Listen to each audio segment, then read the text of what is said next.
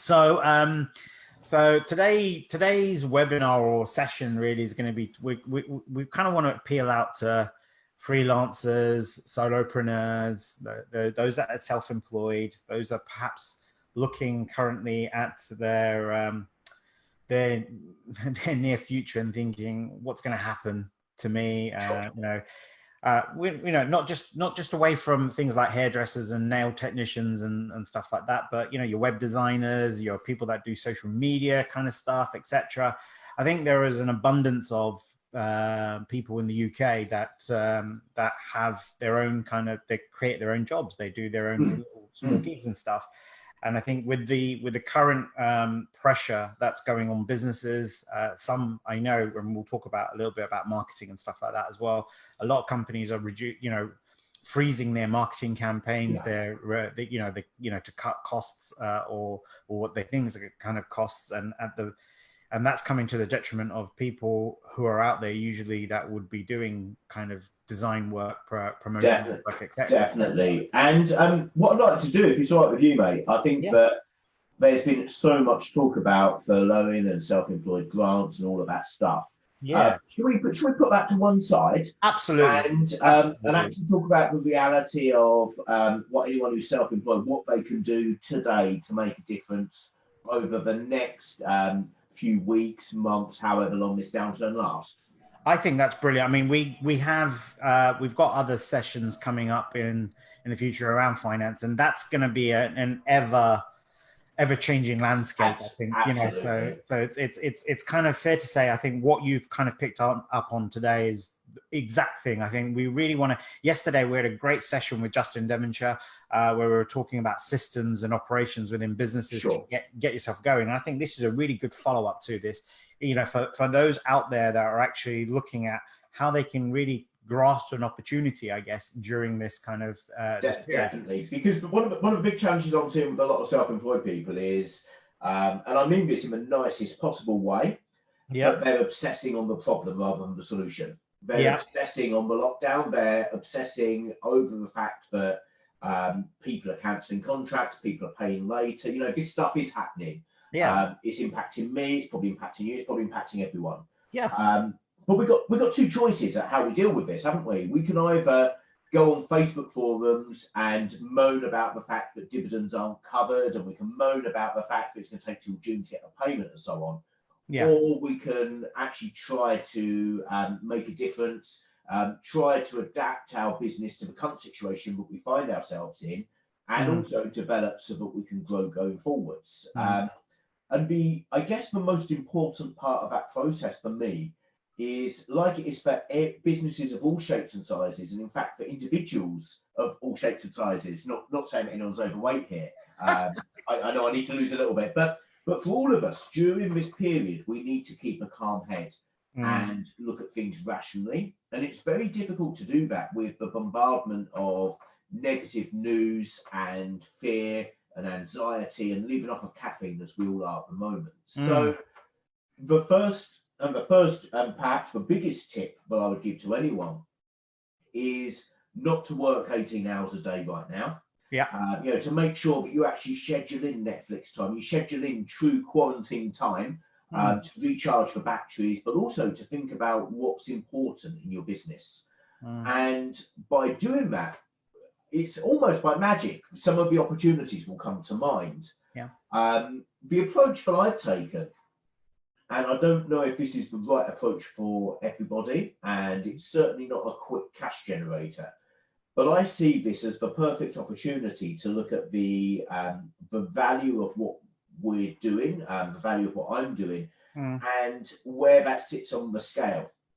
So if we take a scale of stuff that you could do in the current environment, and it can go from easy to hard, from short term to long term, and from, I guess, opportunistic to really adding value. At the bottom of that scale is carrying on doing what you do, but charging more money for it. Okay, that's the so-called easy way of making more money. The reality of that is it ain't going to work now, because people are looking for discounts. People are looking to cut their spend. People are not looking to take on new costs if they can avoid it. As we go up that scale, So you got charging more for the stuff that you do already. You then got charging more for some new stuff. But then we enter the realms of building customer advocacy. And this is doing stuff that's unexpected for your clients. So it might be that you've got some clients that have retained you, and there's something that you can do over and above the ordinary that can actually help them through this situation. And they're the things that I think that anybody who's self-employed should really be looking to do. And it goes back to the old, I think it's a Napoleon Hill saying, that it's a very sexist saying, as I think of the saying before I say it, it's very sexist, but it was the words that he said, was along the lines of, the man who does more than he's paid for will be the man who ends up being paid for more than he does. Yeah. And I just feel that this is the ideal opportune moment to really make a lasting impact in the minds of everyone that we touch along the way. It's our chance to really make a difference, and it's a chance to take our customers from being transactional customers into raving fans, and then those who employ teams as well. It's the opportunity to take the team members into being raving fans for the business as well, because we've got an interesting point I discussed on our previous call, so I won't go into detail on it now, but just to highlight that we didn't have fundamentally a bad economy before going into this. It was a crisis, not a recession. What that means is that we're going to come out of it, and there's going to be pent-up demand, and things should start flying again.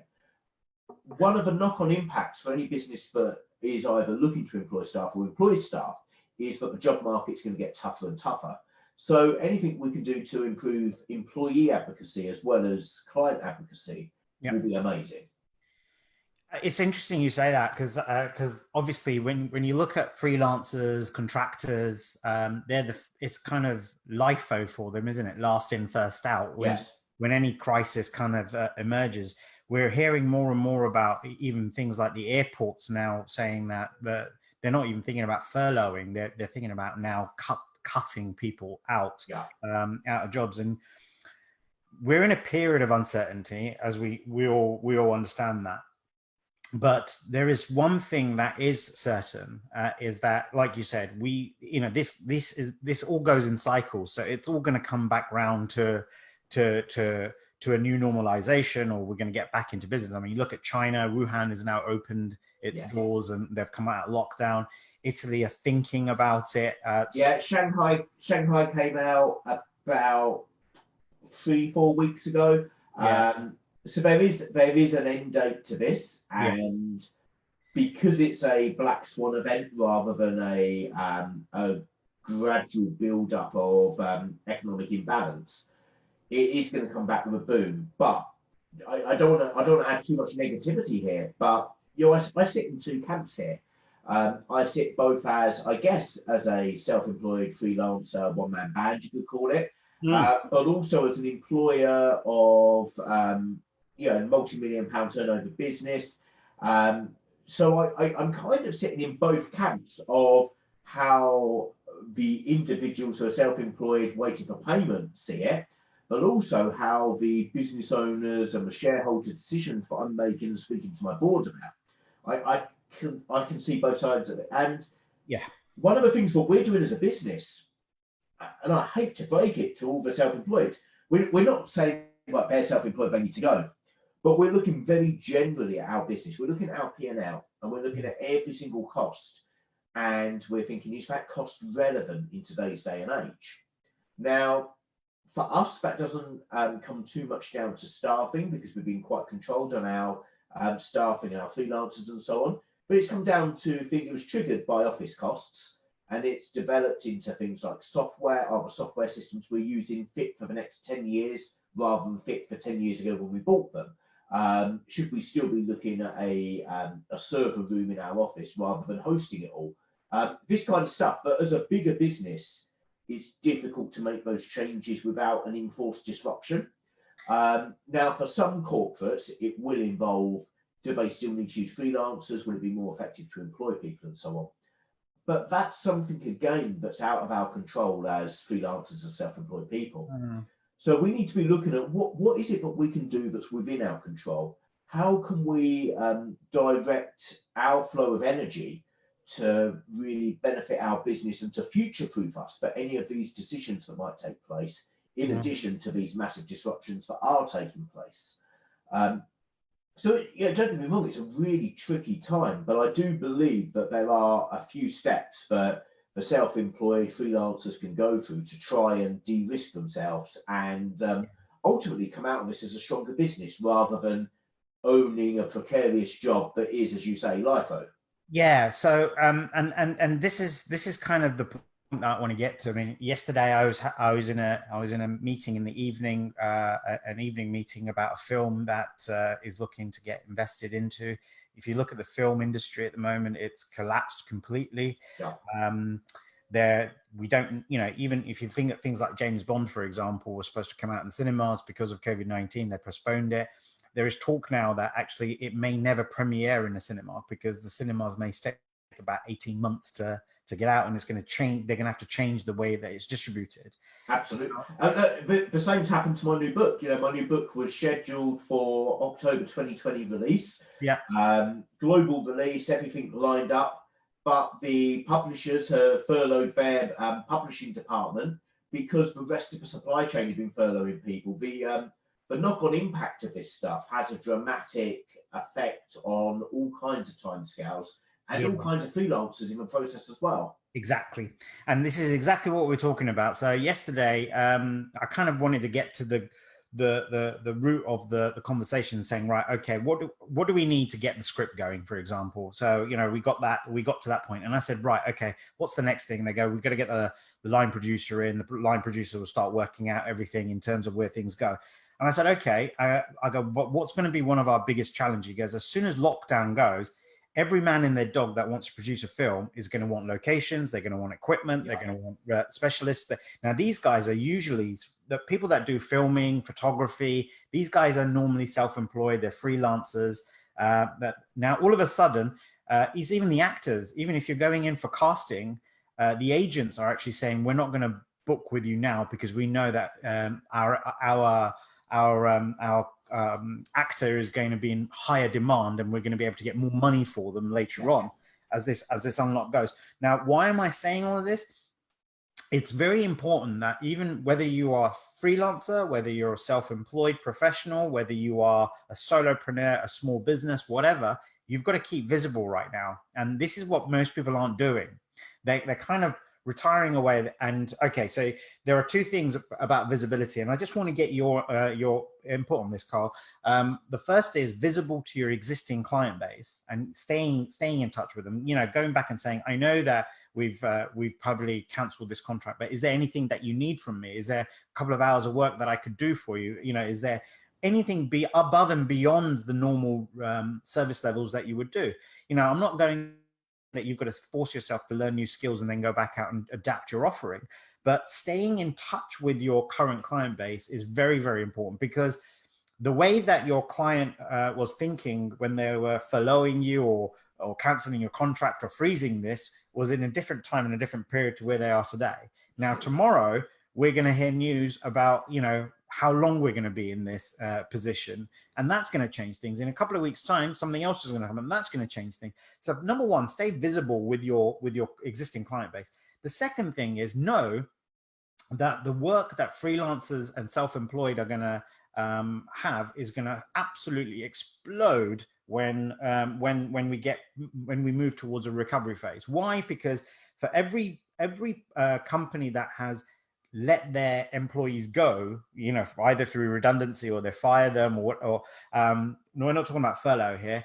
There's going to be resource gaps. So all of a sudden, there's an abundance of opportunities. Don't forget, guys, that if you're into the digital side of things, so if you're a coder, if you're a digital analyst, there are tons of jobs coming up. Even by the hour, by the day, by the week. So Carl, how and then the second part of visibility is continual marketing. As we discussed this yesterday, and I'm going to repeat it again today. Now is the cheapest time to market your business, because Facebook have reduced the price of their advertising at the moment because no one's advertising. Everyone's putting their piece down. Now, you're not advertising to market to get business. You're advertising to get target clients in into your funnel or your ecosystem that you can start to nurture as you go along. Now, today, the cost per lead could be about £1.20. I can tell you in 3 to 4 months time, when things start to move, Facebook are going to want to make up all the money that they've lost. They'll probably turn that into about £15 per lead, basically. So what's your take on absolutely agree. Visibility is going to be key. I think as well, before we dive into too much about that, and I completely agree that the two areas of visibility as well. Yeah, I think that there's an ideal opportunity for reflection before deciding the type of visibility that you want. Yeah. So a lot of the self-employed are accidentally self-employed. And I say that in the nicest possible way, but they're, let's say, IT contractors or owner drivers who are doing delivery driving and so on, and the circumstances of their engager has forced them to take up self-employment as the method that they do their work within. Now, the problem for a lot of them is that they've approached self-employment with an employment mindset. And they've got one engager, one contract, it's a fixed term or an open-ended contract. They get a relatively reliable payment at the end of each month. And it's, for all intents and purposes, it is employment with some clauses within the agreement that make it more like self-employment. Yeah. Now, that's a really, really risky place to be in, because as a self-employed individual, you are naturally more at risk than an employee. And I think that anyone who finds themselves in that situation and is more comfortable with one engager has to really do some soul searching over this time as to whether they would be better placed as an employee. Now, that goes against every sinew of my message, that you can be your own boss and so on. It goes against what I'm trying to achieve in terms of trying to encourage business ownership and self-empowerment. But look, if you're not comfortable with the ups and downs of being in business, then you do strongly need to consider whether a salaried role would be more suitable for you and your mindset. There's nothing wrong with that at all. It works better for some people. If not, if you believe that you really do enjoy the flexibility and freedom of self-employment, then yes, the visibility is part of the process. But I think that within that, you also need to do some soul searching as to whether you really should be stuck with all your eggs in one basket, or whether you should be looking at diversification. Now, clearly, there might be situations where you can't work for competitors. So let's just say a coder for Microsoft, for example, if they're self-employed, probably couldn't ethically go and code for Apple as well. Of course. There would be an inherent challenge there. But you could think about how could you maybe run a side project, or how could you diversify what you do so that you work for a couple of different clients in different areas. Now, that would immediately slice down your risk as a business owner and potentially increase your opportunity for earnings as well, because you then bring in an element of scarcity. One of the things that as a self-employed person you're limited by, if you have no team, is your time. That's the only limitation that you've got in your business. Yeah. Because actually anything else can be achieved. You can gain funding, you can learn new skills and so on, but time is your real barrier. By only allowing one time slot, one day per client, all of a sudden you increase your value to that client because you're not stretching it out. So I think they're the reflections that need to take place. Once those reflections have taken place, visibility then is absolutely key. Yeah. As you say, internally and externally. Internally, it doesn't even need to be asking for new work. It can just be checking in. Just checking in. Is everything going okay? Yeah. Are you and the family well? Yes. Hope this hasn't disrupted your holiday plans. The real human-to-human empathy that we have with our friends and neighbours. Yeah. That kind of stuff, as trite as it might sound, will help maintain that relationship that you have as a self-employed person with your engager. Because one of the things that sometimes we fall into the trap of believing is that as a self-employed person, we sometimes believe that we're dealing with a big faceless corporate, and we're not. We're dealing with people. So whilst we might see that we're dealing with a bank or a software house or Amazon or whoever it is. Yeah. We're actually, it's Carl dealing with Jenny or whoever.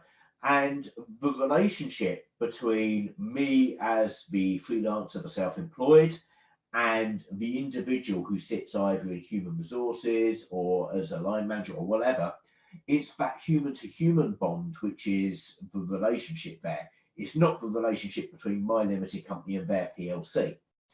So even if there is no extra work or we don't feel comfortable asking for extra work, we can still maintain the relationship and stay front of mind.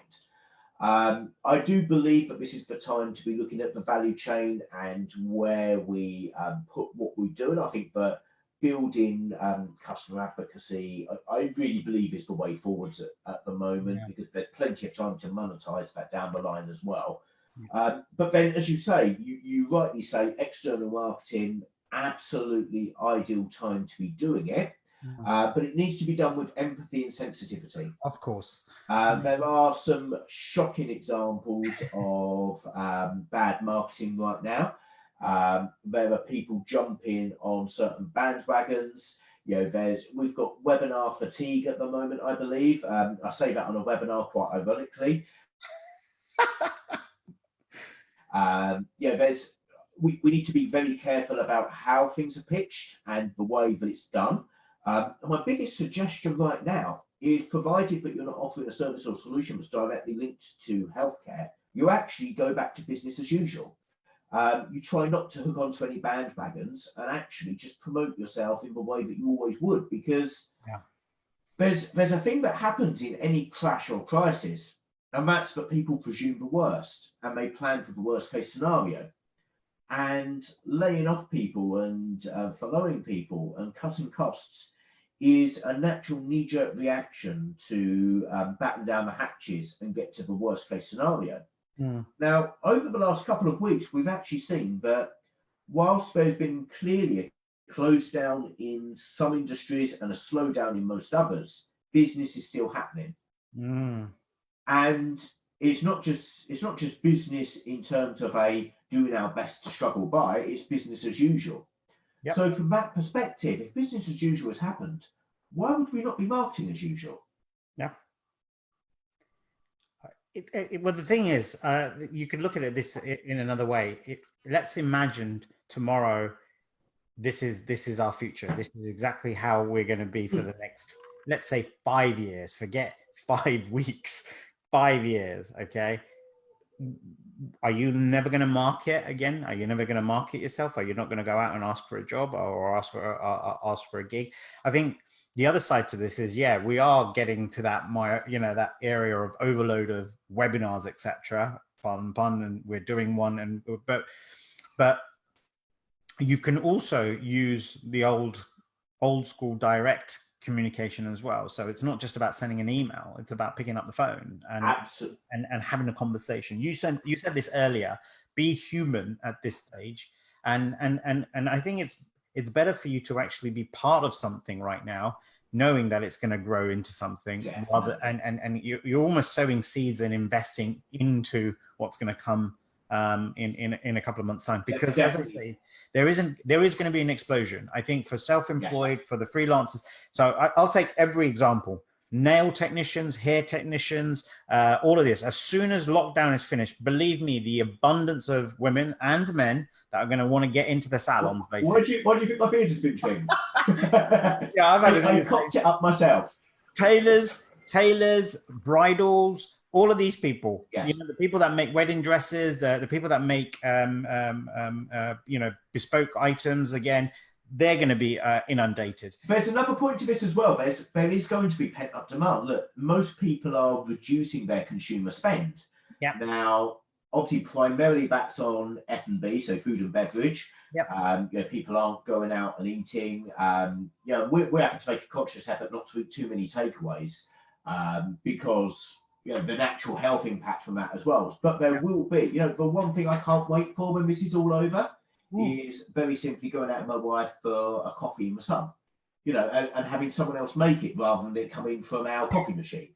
So there is going to be a pent up demand for this stuff that we're used to doing. There's going to be a pent up demand just for browsing around a shop. the stuff that we took for granted, but we can't do anymore. Yeah. And in turn, that will invoke a spend. So yeah, it is going to get back to normal. But I think that when it comes to promotion, some people might be feeling a bit, it's a bit icky promoting right now. Do you know what? That was the case 2, 3, 4 weeks ago. Now it's time just to get on with it. Well, the thing is, people are getting used to now under the lockdown. They understand that this is how life is going to be for another couple more weeks. And then we know that we're not just going to one day come out of this and then everyone goes back to normal. I mean, one of the biggest fears that the government have is if they announce that they're reducing the lockdown measures, people would kind of use the Easter weekend with the weather as it is to get out there. And this could be a particular risk. Now, you've got to think of it this way. If you're a freelancer, a self-employed professional, you are a tailor, you're a hairdresser, you're a nail technician, what you're doing right now is, by not being visible to your client base, your existing client base, and looking at you, is you are going to enter this area, as Carl says, which is pented up, and there's going to be an explosion, and then it's an overwhelm, and then it's going to be a grab for things. And most people, when they try to grab, they miss everything, because what they're doing is they're more focused on what's going around them than trying to pick up. So being a little bit more strategic right now and saying, okay, I know I can't do your hair or do your nails right now, but let's build you up. So when it's ready, you've almost got yourself everything. Absolutely. So let's take the hair and beauty industry as an example of what I would be doing right now. So if I was, actually, I'm going to be a barber. It's a lot more manly to be a barber, isn't it? Even though I did spend 6 weeks of a YTS in a hairdressing salon. But look, let's say I'm in that industry and my income has been decimated. I haven't really got savings. What would I be doing right now? Clearly, I'd be applying for any support available. I would be doing any job that I could do. I'd be working at Tesco's. I'll be doing whatever I can to get cash in to pay food, put food on the table. Yep. Next step, what would I be doing? I would be going through my database and calling every one of my clients. And I would be saying, look, this is a really hard time for me. It's a hard time for you. Just to let you know, I'm still around, but I would really appreciate if we could book something in the diary, because I've had a lot of inquiries already, and I want to make sure that you can book your trim or your colour or whatever it is, that you can get it booked in for the first week or two, because I know you're going to want to go out, you're going to want to look your best. So that would be the first thing that I do. The second thing that I would do is I would assess the level of demand and the level of drop-off. I doubt that anyone would be looking to drop off. I would be looking at potentially taking pre-bookings for maybe 3, 6, 9, 12 slots, maybe taking payments in advance from the right customers if that could work. But that would all be a gut feel. I'd then be looking at, right, what systems can I put in place into my business to help manage this? Because the start of my working life is going to look quite busy, but then there'll be a dip after they've all booked in first time round. Yep. So I'd be looking at that point, probably doing stuff that Justin was talking about, looking at salon software, diary management systems, automated text message reminders. I would also be looking at payment processes so that people can pay as they book rather than when they turn up, to make sure there's no cancellations. I'll be looking at innovating my processes to reduce leakage, to reduce cancellations, and to make sure that when I move forwards, I've got less of a leaky bucket. So I'd get those into place. Alongside with that, I'd be looking at marketing systems, SMS marketing and so on, so that I can then keep in touch with my customers and say, look, really looking forward to cutting your hair. But this is all automated now. It doesn't need the phone calls. I would then be looking at promoting myself as if I had no bookings. So I'd then be looking at promoting on Instagram with any previous pictures that I'd taken and so on. Maybe I would set up a IGTV initiative of quarantine barber. I would set up maybe a hashtag of bad crops and people sending in pictures of the bad haircuts that they do, with the best one winning a 6 months afterwards. I'd be looking at stuff like this that I could do, that I could stay front of mind, I could stay active, I could stay engaged. I'd be building my existing customer base into a community, into a bunch of raving fans. Mm. And that's the kind of stuff that will make you stand out when everyone else starts marketing in a month or two. Well, do you know what? So much gold in there, so much gold in what you've said. And when you mention things like IGTV, I understand. And I'm not a digital marketing professional by any way. Me neither. However, I've understood that actually Instagram they will reward you if you start doing stuff on IGTV. So if you haven't really used IGTV and you start to promote it through, they'll actually push your content out faster and harder. Oh mate, IGTV is phenomenal. Listen, you know I was running the podcast last year. Yeah. We got up to about 60 episodes. It was great at the start, but the problem with podcasting was there was just too much noise. Yeah. Too much competition, too much poor competition, to be honest. It was competition without the production quality. It was competition without the quality control of guests. And whilst we were able to chart globally and new and noteworthy and all that stuff, it was a tough marketplace to crack. But IGTV, I started IGTV in at the start of the year. I'm up to episode 23. We get far more impressions and so on. We get far more traction, but most importantly, far more resonance with the community that I've built. You know, people talk about the videos offline, so not online but offline. They talk about videos far more than the podcast. Now, the beauty of the videos on IGTV is they only take 5-10 minutes to produce. A podcast would take a day's worth of time between myself and my production team. Yeah. IGTV is almost instant and it gets the same results as a podcast. So I'm not a digital marketing expert. If anyone is interested, you can see my handle is there. Please do search it out. But I found IGTV has worked amazingly well for just keeping front of mind. And that's exactly the thing that we need to get out there.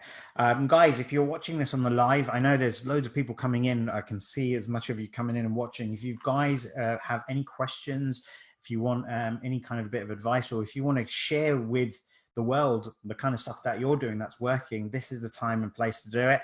What's up, Scott Hyder he's all the way in Thailand. Hello, Scott. Hello. Beju Solanki is on saying, hey, gentlemen. Hey, Beju. Okay, it's good to see you guys. I can see Vinay's watching this. So let me give Scott a shout. He's a perfect example of somebody who's pivoted in the current situation we find ourselves and has built a flourishing business in face masks. Yeah. And do you know what? It's a very simple business as well. It's kind of, where he's opening up and giving people the opportunity of getting access to these kind of masks. It isn't like he needs to build design stuff and have a website and, yes.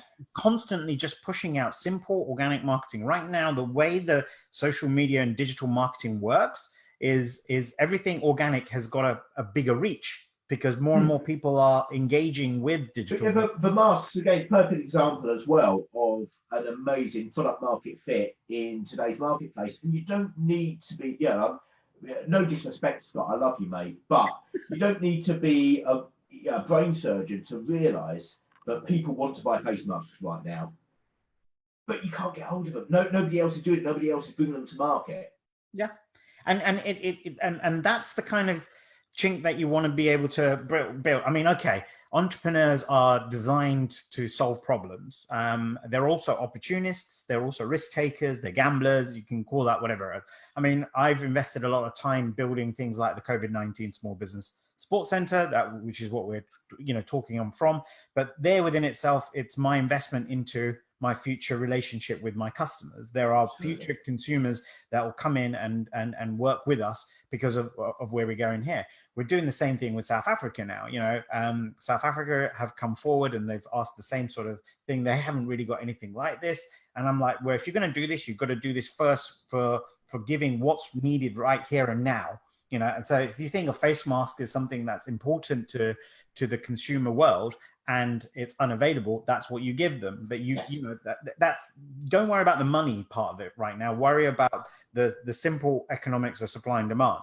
And there's also, I think that the situation we find ourselves in, there's going to be huge societal shifts. Yeah, there's going to be, I believe this kind of meeting is going to be the meeting of the future. Yeah. I can't imagine, I'm thinking back to just a couple of years ago, I travelled over to Paris for 3 meetings. And why would I jump on a plane just for a couple of meetings when I can have Zoom calls and spend the rest of the time at home? Although I do love Paris, I'll probably still go to Paris, but I won't be going to places like New York where it's a bit more time intensive. So I think that there's going to be societal shift, but also I feel that there's a real sense of society and community coming through. Yeah. One of the things that I feel really fortunate that I've been able to do over this period, my first book, Startup Coach, which is quite out of date now, I've been able to donate the intellectual property behind it and the content to the Young Offenders Institute at Felton. So they're using that for the lads who are in isolation at the moment. They're going through exactly what we're going through, but without any home comforts. Yeah. So they're able, the publishers have kindly agreed to support them and provide that content to help get them thinking about setting a business up when they get out and finding a better path in life.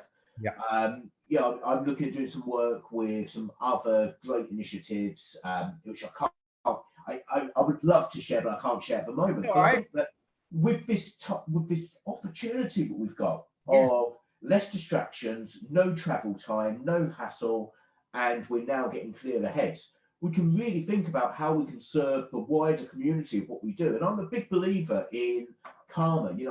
I'm not fluffy, I'm not spiritual, anything like that, but I genuinely believe what goes around comes around. And if you can do some good stuff at the moment as well, it will really come back to benefit you at some point in the future. It's exactly what you said about that whole Napoleon Hill statement. You put yourself out there right now. Don't look at it. Don't even think to yourself with the intention to actually attract and magnetize. It will naturally happen if you go out there with your heart, with your true meaning. That whether you're talking to an existing client or someone that's left, who was an old previous client, for example, and just having that pick up the call, just wondering if you're okay, everything's fine. How's your family? How are you coping? Is there anything else that I can help you with? Not from a business perspective, the human perspective. Yeah. I'm telling you, that connection just makes so much more different. And it works through life, doesn't it? I mean, think about when, many years ago when I'd be younger and out on the pool. If you're going out there determined to find someone, you ain't going to find someone. And then it's always those nights where you're like, I'm not going to do anything. Then it all kicks off, basically. Exactly. So I think I guess the message here we're giving is don't be too premeditated with what you're doing. However, put the human element to the front of it. But look, knowing that while you're in this kind of environment, let's take the word lockdown away, that's actually shifted and changed or maybe created a slightly bottleneck to the opportunities that you can have for work or gigs or contracts. Start to build up your digital portfolio. Start to bring all your profile out as it sits. I mean, this is exactly what's happening with me. I used to do this kind of stuff a couple of years ago, and then I kind of fell out of love with it. I kind of thought to myself, I can't be asked posting, and I can't do this, and I don't want to do that. I don't want to do this. Right now is the right time for me to be able to do this. Same here.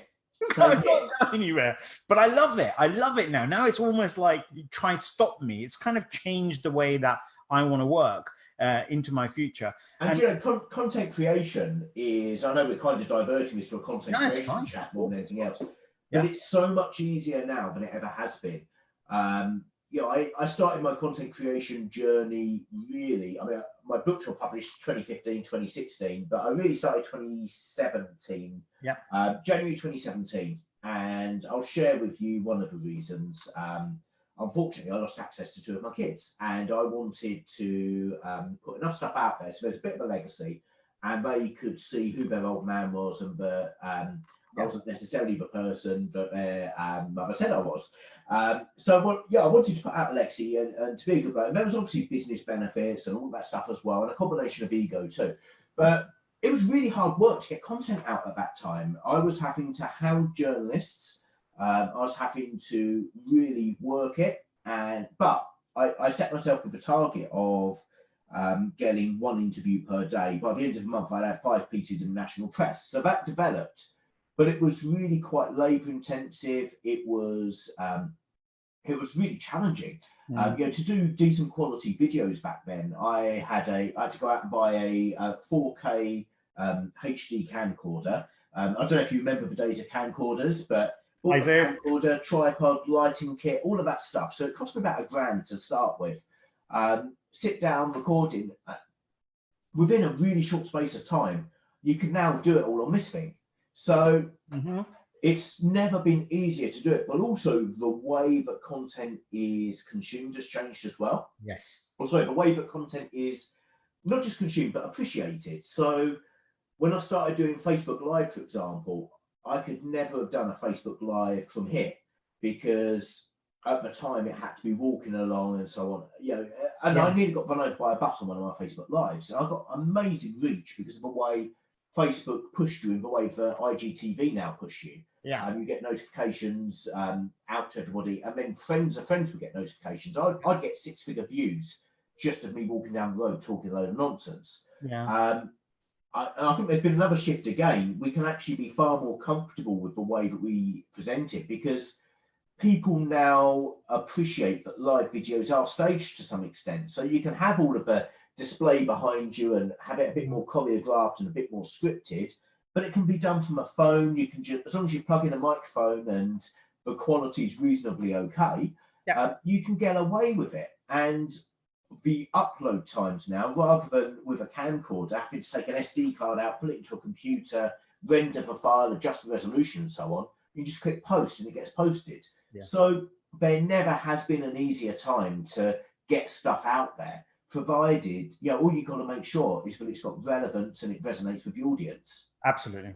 And don't have too much of a premeditation on the fact that you're trying to generate business from the back of it. We do live in this kind of world, as you say right now, of where we've got to be a bit more sensitive to how things work. But I guess the message we're saying out there or putting out there is don't sit idle waiting for lockdown to remove itself, or the measures to uncome. There is so many things that you can do to start building the pipeline, so many things that you can start to do to reinforce customers that perhaps are going to come to you later rather than today. So look, content is not about monetization at all. No. And I think that's one of the biggest misconceptions that people have. I think they look at Gary Vaynerchuk, and Gary Vaynerchuk actually says that it's not for monetization. But they see a potential shortcut. And do you know what? I'll be honest, my social media following is around 140,000, 150,000 ish. Now I get some monetization from it, but it took a bloody long time to do that. Now I get monetization from speaking and so on, but they were never started with the intention of monetization. So I get inquiries about brand ambassadorships. I serve for a couple of corporates, some amazing brands that I never thought that I'd be able to work with. But I certainly didn't start this with the intention of doing that. And they're not the main benefit that I get from it either. The main benefit is that it makes, the personal brand stuff that I've developed makes it easier for people to do business with me, in that it makes it easier for them to find me. It makes it easier for them to decide to work with my businesses, and it makes it easier for them to decide to stay with my businesses. That's it. It's not about being paid to, wear a sponsored T-shirt or eat a sponsored pizza or anything like that. It's not about that stuff. It's about making it easier to be found and putting another angle into your marketing web that can help people know who you are and stay in that ecosystem.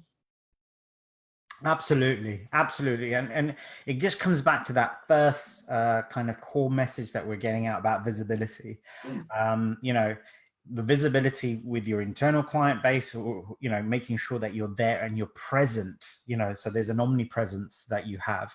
And then going back out into this world. So, if you are a freelancer, if you are a self-employed kind of person, if you work as a contractor to particular things, so think of everything. And we talked about the movie industry. The film industry is going to explode. The music industry is going to start to explode because more and more people want to get back into studios. The fashion industry is going to explode. The beauty industry is going to explode. We just talked about 5 here. Then there's the whole kind of digital retail space. And more people are going to say, right, now I want to re-advertise. I need digital marketers to come and help me build my ads and do my content. So what you're doing as a freelancer right now should be harvesting, should be creating that visibility, making sure that you're there, because when that rush comes, people aren't going to see you. They're just going to see they're going to see noise. They're going to see noise. They'll see noise, and then it's a situation of people will actually say, now I'm ready, I'm coming back to you. And you know, you're the one that was there, you've been keeping, you know, at the top of my kind of my visible, there. That's how they come through. So, and I think it's a golden opportunity for people to do that. And I still have a lot of guys who have done short-term contracts with our company, coming back and just saying, hey, you know, look, I'm here if you need me for anything, if you're looking in certain, because projects change within companies. You talked about it earlier around the fact that, you know, with your self-employed hat on and then with your business hat on, you know, we've had to make some dramatic changes to the way we do our business right now. You know, certain temporary measures, but there are 3 things that we've done. We've continued with certain projects, we've frozen a couple of projects, and we've decided to throw a few projects away. Now, when you make those kind of changes as a business, guess what? The other thing is you need to then start looking at your existing resources and saying, who have I got that can do the certain things that I need within 2 things, within a time and a budget. And that's where it's timely. If you're still in the visibility phase, going back to those kind of clients, it could become a situation when they say, well, do you know what? We've got a couple of days of stuff that we need from you, basically. So yeah, but there's another thing that I'm just going to say is, but with all of these bigger picture macroeconomic cycles, there's always opportunities that come from it. You know, if we look back to very early 2000s, you know, 2000, 2001, yeah, I can tell you hand on heart, I wish that I'd have bought a property then rather than 2002. Right. Yeah. If we look at if we look at 2008 to 2010, I wish that I'd really jumped on the maturing of the web at that point. You know, it really matured at that point from being a hobbyist stroke early adopters playing with it to becoming something where you could really make some money from. Yeah. Also from a land perspective, you know, I wish I had some cash to really sweep up some land and indeed some properties, and probably shares in house builders as well. Whenever there's something like this goes on, there's always opportunities to be had. And this always happens. I think if I was to give any message from this video, it would be that the last thing I would want any viewer of this to do is to look back and say, I wish I did X, Y, and Z during this time. Because it is tempting to just get absorb yourself in the noise and the media and the news and the negativity. And it's really tempting to spend your time queuing up outside Tesco's rather than just actually thinking about, right, you know what, I'm going to pay a few quid more. I'm just going to go to my local convenience store and buy the stuff I need. Yes, it's going to cost 10 quid more, but it's going to give me 2 hours. It's going to reduce my risk of actually contracting the virus, which I think is a risk that we still haven't appreciated yet. Yeah, I think that people are seeing the economic challenges, but they're not seeing the very real health challenges of if they actually come down with it or if their team members come down with it. So actually, look, just go for the course of least resistance. Yes, it's going to cost you a bit more money. Yes, you might not get your Heinz baked beans. You might get Happy Shopper baked beans. But so suck it up and use the time to actually think about, right, how can I take advantage of the situation we find ourselves in? What's the silver lining that I can grasp onto? And I think it is, you know, one of the things that the self-employed can really do, as you've said, is building that awareness and making sure they're first to mind once we conclude this. Yeah. I mean, amazing advice and so timely put as we come to the end of this session right now. You know, it's great tips in there. I think great bit of advice. And we're not asking you to think differently. It's business continuation. Just, you've got to go beyond this whole thing of that it's not It's not too nice. You're not being nice, or you're not being community spirited by actually marketing yourself, but do it in a way which is going to be sensitive or empathizes with the current situation. And remember, right now, it's not a case of actually trying to win business. It's trying to actually build the pipeline for when that explosion comes. And believe me, we've just given you 5 examples of different industries that are going to explode. There are probably another 10 or 15. Let me end it with a economic forecast that I saw. Yeah. And that is that by the end of 2021, GDP will not just be back to normal, even though we've had all the government stimulus and so on. It will actually be back to normal with the projected growth. Interesting. Okay, so if you imagine now I need to, because it's mirrored here, I need to do the curve the right way. Let's imagine it's this way, isn't it? GDP would normally go up like this. Okay? No, it's the other way. It's the other way. Other way. But GDP would normally go up like this. However, it's gone up and then it's dipped down. Yeah. It's not just going to return back to where it was. It's going to shoot back up to where it would have been had there been no disruption. Okay. That's huge. For it to catch up in such a short period of time is huge. That just goes to show that the economic fundamentals are there. So it's ours to take advantage of. Absolutely. 100%. And I'm really glad that today we haven't really touched too much on the financial side of things. We've just talked about the simple things that people can go away and actually do. Carl, always is as usual. It's a pleasure. And I'm looking forward, when this is over, I am going to come to Windsor. We're going to sit on the river somewhere, have a glass and have a proper catch up face to face. We have to do that. Exactly that. So guys, that's it. That's wrapped up another week of webinars and digital clinics.